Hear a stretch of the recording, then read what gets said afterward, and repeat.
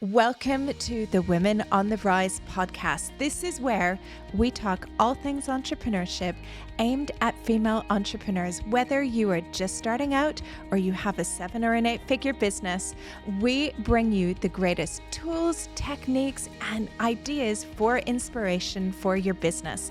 I also interview some of the world's leading entrepreneurs from all over the world to hear about their businesses and what they've done to grow and scale their businesses. I welcome you to join us in our journey for Women on the Rise. Welcome to another episode of Women on the Rise, and today I'm talking all about Richard Branson, my time on Necker Island, and what the experience was like having a week to hang out with the billionaire. Welcome to the podcast episode that I have been asked to share by a number of people, and that is sharing with you my experience of what it was like going to Necker Island.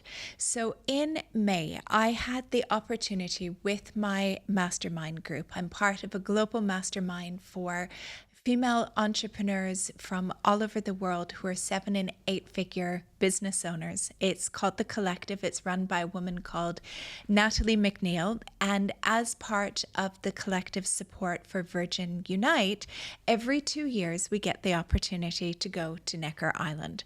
So in May, I had the opportunity, as well as with 35 other female entrepreneurs, to go to Necker Island. So it was quite an experience. Now, how it happened is our time on Necker Island was 5 days. But before we went to Necker Island, we went to a little island just before that in the British Virgin Islands called Scrub Island. So we spent 5 days together, kind of getting used to the time zone, having a little bit of an opportunity to kind of decompress and relax. And we also had a few mastermind days where we got together and we talked about challenges and issues and things that we were thinking about in business, and just, having those separate conversations. And I think what's so incredible when you go on retreats or masterminds, or you have time away with other people who are in business, is just having that space to have those conversations. And when we were on Scrub Island, that really gave us the opportunity to do that. And this was my first time in the British Virgin Islands, and I had been traveling all over the world. Before being there, I had been in Australia and New Zealand, and even before that had been in Kenya for the Female Fusion Retreat, and then got on a plane and went to Washington, D.C. from Dubai first, spent 24 hours in Washington, D.C. because I had never experienced that before, and then flew over to Scrub Island, which was quite the experience. So that was really fun. Never been in the Caribbean or the British Virgin Islands. Absolutely beautiful. Like, I always think that living in Dubai is pretty perfect, and I'm still a big fan of Dubai and wouldn't want to live anywhere else. But there is pretty perfect as well, and I can understand why so many people have chosen the British Virgin Islands as a place for a holiday home or a place for their permanent residence.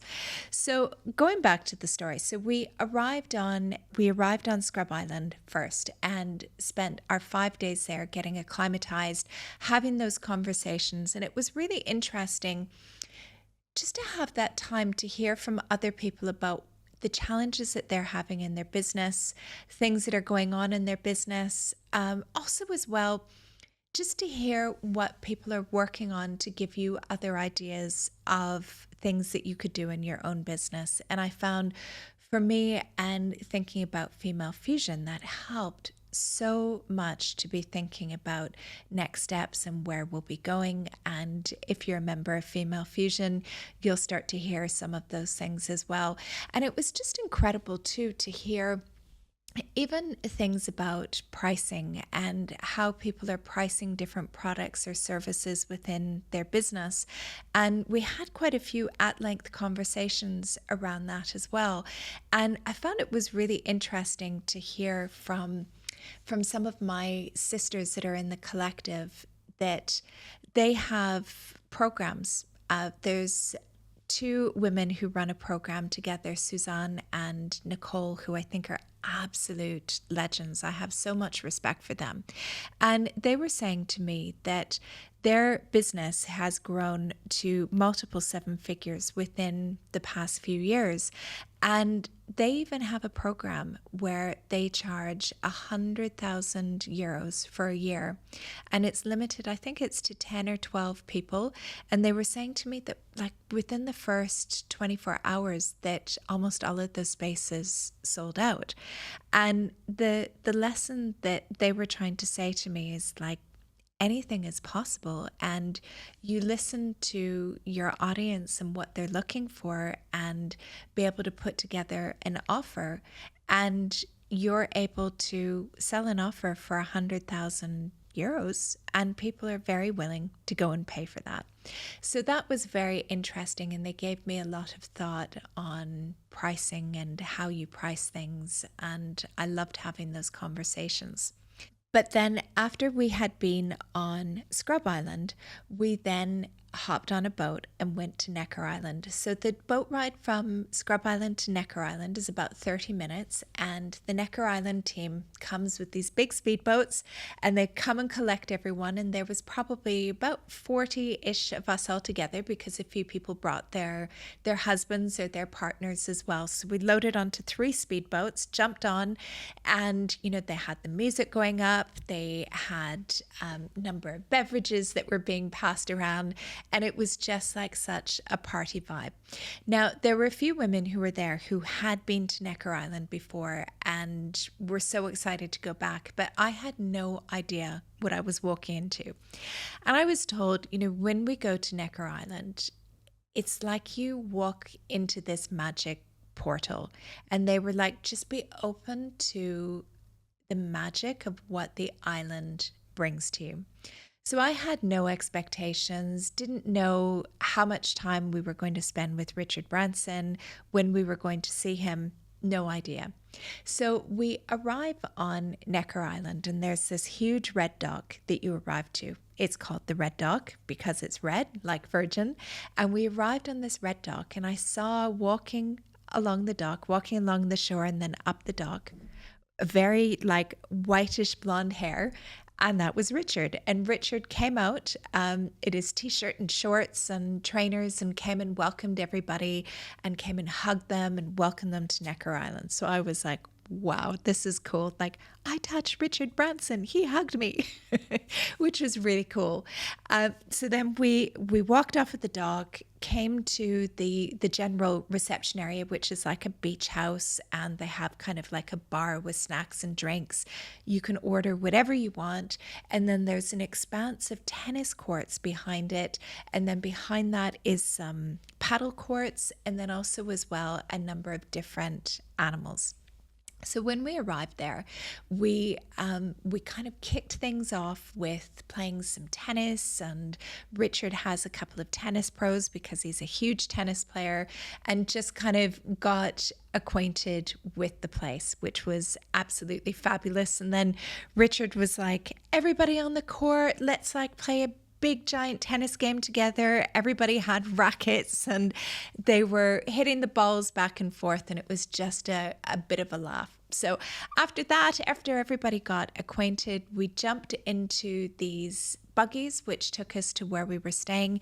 And the way that it works at Necker Island is there's different zones within Necker Island, and people were staying in different houses or zones on the island. So I was in the Great House, and the Great House was the main house where a lot of the activities are, and other people were in different places. So that was kind of like what the environment was like, and it was really cool.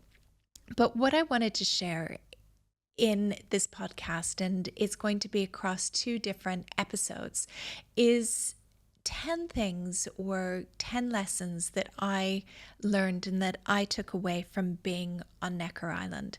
And it has been such a powerful experience that it's really stayed with me. And even my daughter keeps saying to me, she's like, why do you keep talking about Necker Island? Why do you talk about Richard Branson? Like, why was it so great?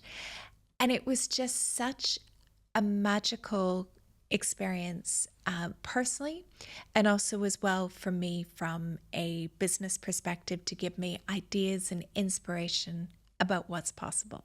So I'm going to share with you the 10 things that I've taken away, the 10 lessons from being on Necker Island and having that time with Richard Branson. And the first one that I think is so powerful, and probably one of the biggest one that has stuck with me, is the whole idea of moonshots. And we talked about moonshots a lot and what that meant to Richard, and how the idea of moonshots has helped him build and grow his global empire and become a billionaire. And to know that everybody can have a moonshot, and what is yours and how is that going to work? So to explain, if you don't know what a moonshot is basically an idea so big that people kind of look at you and laugh at you and go, that's not possible. Like how could you do that? And when people spoke about putting a man on the moon, that is exactly what a moonshot was. You know, it was like, you can't put a man on the moon. How is that possible? How can you go to space and walk on the moon? And then it was proven that it was possible. So the discussions were like all of these big ideas and things that have changed the world have been moonshots. And so the people who have introduced these big ideas that change the world were kind of made fun of before, and like, that's not possible. Why would you do that? But the impossible has proved to be possible. So we had over dinner on the first night when we arrived at Necker Island, we had a whole conversation about what is your moonshot? Like, if it could be anything in the world, no matter how crazy it is, what would be your moonshot? And there were all sorts of different ideas from people who were there. So from everything from, what if like I could travel from one place to another instantly? I could like be in Australia and then go to New York within a matter of minutes. Totally crazy. Could it happen one day? Possibly it could. Then there were other ones. For example, I spoke a lot about things like, what if there were more women who were CEOs and leaders of Fortune 500 companies? What if there were more women world leaders? How would that change the world? I would love to see more equality when it comes to female representation, because I really believe that if we have more women leaders, that we create a very different world, and we might not have current situations or conflicts like we have today if there were more women who were leading those countries. And also as well, things like, what if it were easier to be able to get access to things like procurement or contracts, and 50% of those contracts given to small businesses were given to women-owned businesses? And it sounds so silly and small, but it's actually those things that could also change the world and make such an impact. So the learning from that was to not be afraid to have those big ideas, and to think about what you, as that entrepreneur, could do in your business to, make the big change in your business, or to change the world. And it doesn't have to be in your business. It could be personally as well, because there has to be somebody who's going to do it. So if not you, who's going to change it? So I've come back from Necker Island being like all riled up, thinking about, how can we change things? How can we make it easier to access financing? How can we make it easier for women to run businesses, to get contracts, leadership positions, all of these sorts of things. So watch this space. I'm declaring it publicly, because I think when we speak about it publicly, that it has so much more impact that way.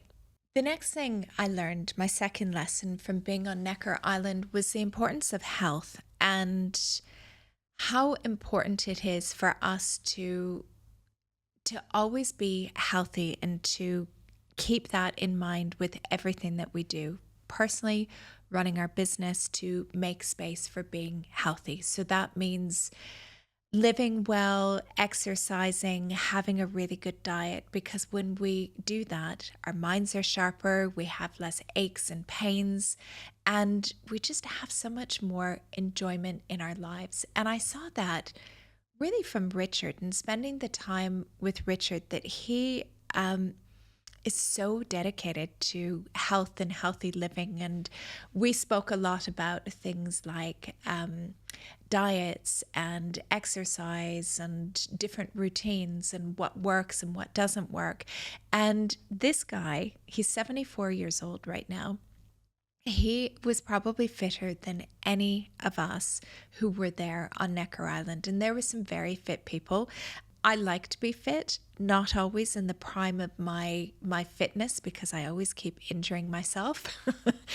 And, crazily as well, when I was in Necker Island, I was recovering from a 4-month long lung infection, which is absolutely brutal, and left me on steroids and needing inhalers and giving me sort of temporary asthma. So it really made me realize how important it is to take care of ourselves and our health. Richard gets up early in the morning. He's playing tennis at the crack of dawn. He's out hiking on the island, hiking around the island, going for a swim. He has a cold plunge pool at Necker Island, goes in the cold plunge pool. And even one day as well, we were having dinner. And one night over dinner, he's like, okay, I'm going to Virgin Gorda to train for this training ride that I'm doing with my son, Sam, for one of our charities. Who would like to come with me to Virgin Gorda? So I was like, yeah, for sure. No problem. I love cycling. I'm up for it. So we went over to Virgin Gorda, met Richard at 5:30 in the morning on Red Dock. So there was only a few of us who came, and we all jumped on the boat, took the boat over to Virgin Gorda with Richard. He had these really great bikes lined up for us. They were very nice bikes that they had lined up. And we rode these bikes around the whole island. Well, we had planned to. Let's say Richard did. But it was literally from leaving where the boat arrived, and it was just like a straight hill all the way up. So Richard was an absolute powerhouse. Now he's doing this every single week and he does these rides, but it's a steep hill up. It's quite warm. It was probably about 30, 32 degrees when we did that. And, we started off like, yeah, we got this, we're doing it, riding along. And then we all slowly drifted back and Richard powered ahead. So I dropped off about halfway through, wasn't able to continue also because of my asthma. So we ended up waiting at a lookout point for him and waited for Richard to come. And he was like full of energy and going, and just, I think as well, felt quite satisfied that he was fitter than everybody who was kind of half his age or 20, 30 years younger than him. So I think he felt very cool that he was able to do all of that. And it's incredible to go and see as well that even if you've built this huge empire, that health and fitness should play such an important role in your day-to-day life. And I came back from Necker Island as well, really reminding myself that it was making the time, to go to the gym, to go up for exercise, go for walks, to get those steps in. Because when we have that adrenaline running through our bodies, we just operate so much better, like within life, within our business. And so that really reminded me, seeing that with Richard and seeing how well that he's living at the age of 74 because he has made health such a priority. Lesson number 3 that I learned from Richard was everyone has a story and we should all be telling our stories. Now, Richard has famously written a number of books. Probably the most well-known one is a book called Losing My Virginity, which he keeps updating with more and more information. And it's kind of like the story of his life and how he has built the Virgin brand. And I think the latest book on Audible at the moment, because he's done some more recordings for it, is at about 27 hours. So the book is about probably double the size of what you would normally see a book. So some people actually brought the book with them to get him to sign the book, or bought it. They do have a gift shop at Necker Island as well, and bought it there and got him to sign. And I was like, there is no way I can carry that book. And I actually have it on Audible. And when we were talking to Richard, we did have a morning where we had a mastermind session and a Q&A and talked more kind of business. And he spoke about the whole process of writing the book. And one of the things that he said was so important is he wanted to have something as well to tell his story, to leave to his children, to his grandchildren, and also as all the people who follow him, to talk about what it was like building this brand and the stories that he lived through and the highlights and the lowlights and what he's learned from all of that. And he also shared a really fun photo where he said that he re-recorded the book when he was on Necker Island, and they set up a recording studio for him. And it was like, what a lot of us do when we're recording things at home. And he showed that he had a couple of mattresses laid up together, and then he went and recorded that in between these mattresses to get like the best possible sound. And he actually said that he recorded it naked. Now, I don't know if he did or not, but there was a photo that he shared of him looking like he's completely naked, peeking out from between these two mattresses, recording his book. But it did make me realize that all of us have stories. All of us lead interesting lives, whether it's interesting just for our families to know about what it is that we're doing, or if it is stories or knowledge or experience that's there to help other people. And we're really doing the world a disservice if we don't go and capture that and share that with the world. So a number of us, after experiencing that, walked away going, okay, I have to write my book. And I need to get that book done, and I need to create that book. And I've actually mapped out a number of books, and I've mapped out, I think, 5 books. I've mapped out 5 books that are going to be written over a number of years. And I left there in May saying, Jen, 2024, you need to have at least one of those books done. So that is something that I'm working on now.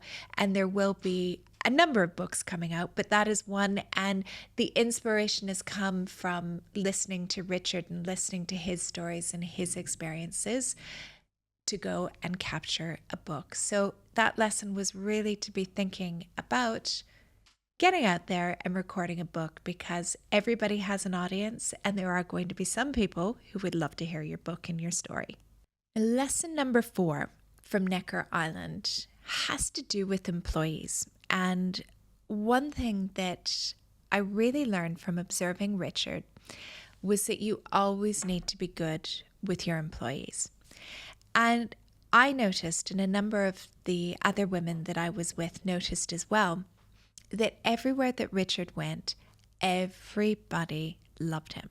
They loved him, and so much respect for him. And he is genuinely such a nice person. And I got asked this a lot when I told people that I'd been in Necker Island. They were like, what's Richard like? What was your experience like meeting Richard? And he is such a genuinely nice, inspirational genius that it was just such an honor to be around him. And I really enjoyed having that time to see not only how he engaged with his employees, but we had a conversation where the question was, how is it that you're good with all of your employees and it seems like everybody loves you? And he said, it's really easy. He's like, I never, ever criticize my employees. And as an entrepreneur, and I think a lot of people sitting around there in this conversation were like, but how is that possible? Like, especially if you're just starting out, or if you have a team of like 5 or 10 people, how can it be that you don't criticize your employees or you give negative feedback? And he said very early on, he learned that that wasn't something that he wanted to do, and he hired other people to do it. So where a number of entrepreneurs might be doing all of that and managing the team and running the business, especially in the early days. He said in the early days, the moment that he could hire somebody to manage, so he could step out and work on the vision and the building of the business, he focused on doing that. And it was something that gave us a lot of reflection about, and just thinking about, how do you run a business where you can't criticize your employees? And he was like, it's not that I don't, but I have other people that do it. So he said, for example, I'll get on a Virgin Atlantic flight and I might see things on the flight that I disagree with, but that's not going to add any value with me criticizing people on the flight. It's just going to make them uncomfortable or nervous. It's not going to change anything. So he was saying that the CEO of Virgin Atlantic knows that when he gets off of that flight, that he's going to have an email from Richard with a list of either things that maybe he wants to see changed or things that he's noticed, that he points out, and he gives it to the CEO, and then the people responsible for those areas manage that. And I mean, that's an entrepreneur's dream, right? It is, if you don't have to do that and you're always good with your employees, it makes it so much easier for being the visionary, which I think is where a lot of us want to be. I know for me, my zone of genius is being the visionary and thinking about the big ideas and all of that. So that is something to think about. And how can you set up your business in a way that you are not the one always giving the negative feedback, so that you have a less stressful, more positive relationship with your employees? And he was saying that that is something that really helped him grow and scale the business quicker, is that the employees were so important to the business, and he really treated them with so much kindness and care and support. And you do see many quotes from Richard saying things like, you want to treat your people so well and train them so well that you give them the skills that they could leave you for better opportunities. But oftentimes they're not going to leave you because they love the business so much and they see how great it is to be part of that company. So he really does have those values. And you see, even just on Necker Island, everybody loves him, and they're all like, they have a really great relationship with him, and they have positive things to say. And then I thought afterwards, I'm going to check online and see if I can see anything negative being said. And nothing. There is no comments that are said negatively about him, which is very interesting, because there's very few business leaders where you don't have like a few sort of criticisms. We can't be perfect. But the feedback about Virgin, about the Virgin companies, about Richard Branson is very positive. So something just to think about, and I've been reflecting about how I can better implement that within the business as well. And lesson 5 that I learned from Necker Island was to embrace failure, and to really see that failure is what makes us as business owners and what makes us as stronger. And Richard talked to us a lot about this when we were on Necker Island, and he shared stories. And in that morning mastermind that we had with him, he talked about there was a time when he had this crazy idea that he was going to abseil down a building in Las Vegas. And when he got to the bottom, he was going to give like a big speech to the crowd, and wasn't that going to be cool? But they were told before he was about to abseil that it was quite windy, and they were like, oh, should you do it? Should you not, Richard? It might be dangerous. And he was like, no, let's do it. This is great. I'm going to abseil down the building. And when he started abseiling down the building, this huge gust of wind came up, threw him into the building, cut him, bruised him. He had blood coming down him. He had a hole in his trousers, and he ended up getting to the bottom, and he was like completely disheveled. Now, a lot of people in that situation would just like the horror of, oh my goodness, I've come down and everybody can see my underpants and I'm bleeding, and isn't this a big mess? And they would run off a lot of times and maybe feel embarrassed or a bit uncomfortable and not want to be there. And, 100%, especially if you're injured. But Richard got to the bottom of that, got unclipped. I think a few people maybe came and wiped him off, and you can see from one of the videos that he's also like holding on to his trousers. He got up and he spoke to the crowd, and he probably wasn't feeling great. Well, he said he was, in a lot of pain and there was blood and everything else, but he just stood up and spoke to his audience and served his audience. And he spoke a lot about failure and how when we fail and when we fail forward, how we can take those lessons and we can learn from them to be able to be better human beings, to be better bosses, better business owners, entrepreneurs. And that had me thinking as well and reflecting about failures that I've had in my life and how that has made me the person that I am. And even those uncomfortable situations and things that happen to us as business owners, or times we've lost money or hired the wrong person or screwed something up and it hasn't had a great result, that from those things that we take that and we build better businesses and we have better ideas and we learn new things that we can take from that and go and create those bigger ideas and those bigger visions. So don't hold back in your business. Don't be afraid of making mistakes, because if you always hold back, you're always going to be like, well, what if, or I could have done this, but I didn't. And the lesson that I learned from Richard was just go for it. Like, get rid of that fear, get rid of the fear of failure and just go for it, because what's the worst that's going to happen? And I think even as well, when we think about business and mistakes that we've had in business or things that have happened, that we even learn from that and come away building better businesses, having better products, better services.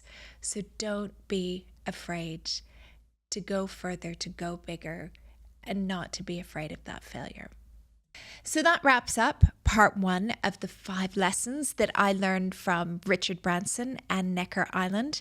Coming up next week will be the next 5 lessons that I learned from spending my time with Natalie McNeil's collective, supporting Virgin Unite on Necker Island. I don't know about you, but social media can feel pretty overwhelming sometimes as a business owner. It just feels like there is constant work that always needs to be done, which is why I have recorded for you a completely free 45-minute masterclass called Marketing Without Social Media. And inside, I share with you my tools and techniques that I use to grow Female Fusion and the other businesses that I have had. So I give you the tools, the techniques, and the frameworks to put that in place in your own business. All you need to do is head over to femalefusionnetwork.com/marketing.